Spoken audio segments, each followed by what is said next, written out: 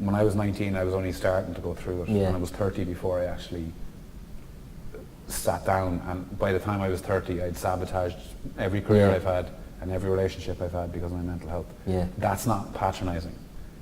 Now's a really good time, and you talking about it now shows the progress we've Exactly, made, and I that's think, in why. society. That's why kind of when this opportunity arose, I said, yeah, I'd love to, because even just to tell people, as you say, to take off that mask, because for a lot of people, even very close people to me, this is going to be the first time they've heard about it, or the first time they'll be going, wow, I didn't know that was, you know, the crack. But I mean, that's it. As you say, I've caught it early. I feel 100 times better now than I did that initial And day. how did your depression manifest itself? Because it can be different for certain people. Yeah,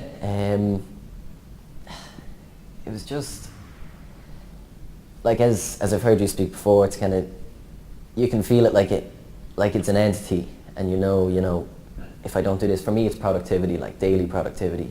So last year, I'd wake up in the morning, be like, I don't want to go to college, right?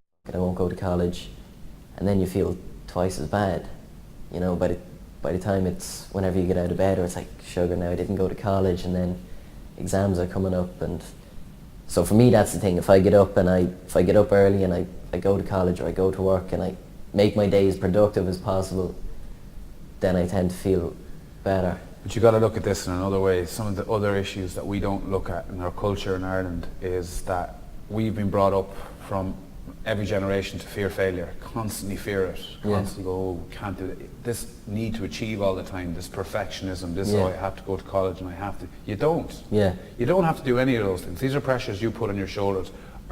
You believe people in society will think you're a failure if you don't do these things. Yeah. And then you take that on because you're a sponge, obviously, to other people. And the one thing I made a huge recognition of my mental health that was a massive step forward was I don't control anyone else's opinion of me or anyone else's perception of me. The only thing I control is myself. Yeah. And what I do and the thoughts that I have.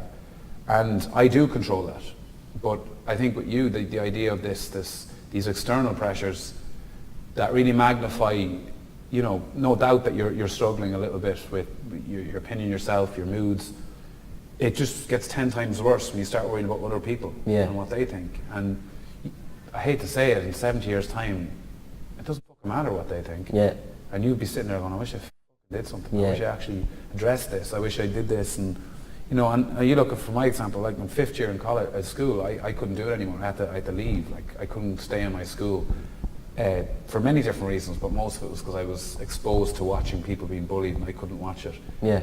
I wasn't being bullied, but watching others was nearly as bad for me. I couldn't, and nothing I could do about it. Yeah. And then I did the same in college. Like literally first week in college, I was like, I can't do it. And you know, in my head, I didn't go, I can't do it because I'm unwell. And that wasn't the negative thought in my head. The negative thought was, what will people think of me that I dropped out of college? What will people think? And then I think, I don't give a what people think. I really don't.